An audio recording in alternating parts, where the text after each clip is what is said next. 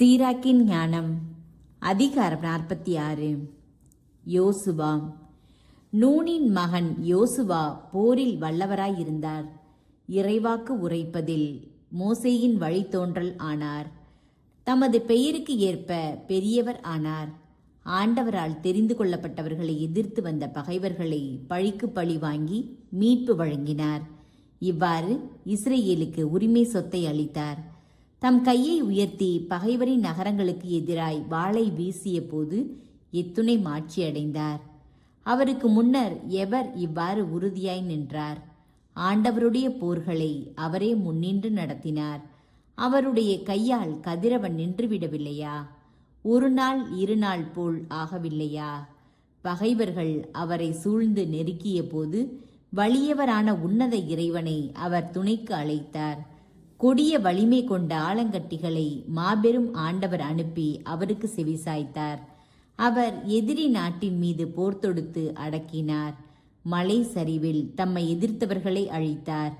இவ்வாறு அந்த நாடு அவருடைய படை வலிமையை அறிந்து கொண்டது. அவர் ஆண்டவர் சார்பாக போரிட்டார் என்பதையும் தெரிந்து கொண்டது. காலேபு. யோசுவா வலிமை பொருந்திய கடவுளை பின்தொடர்ந்தார். மோசே காலத்தில் அவரை சார்ந்து நின்றார். அவரும் எப்புனேயின் மகன் காலேபும் இஸ்ரேல் சபையை எதிர்த்து நின்றனர். பாவத்திலிருந்து மக்களை தடுத்தனர். நன்றி கொன்ற மக்களின் முறுமுறுப்பை அடக்கினர்.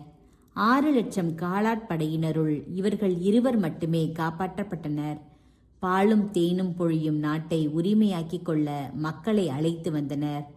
ஆண்டவர் வலிமையை காலேபுக்கு அளித்தார். முதுமை வரை அது அவரோடு இருந்தது. இதனால் அவர் மலைப்பாங்கான நிலத்திற்கு ஏறி சென்றார். அதையே அவருடைய வழிமரபினர் உரிமையாக்கிக் கொண்டனர். ஆண்டவரை பின்தொடர்வது நல்லது என்பதை இஸ்ரேல் மக்கள் எல்லாரும் இதனால் அறிவர். நீதித்தலைவர்கள். நீதித்தலைவர்கள் ஒவ்வொருவரும் அவரவர் தம் வழியில் பெயர் பெற்றிருந்தார்கள்.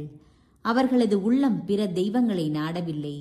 அவர்கள் ஆண்டவரிடமிருந்து அகன்று போகவில்லை. அவர்களது புகழ் ஓங்குக.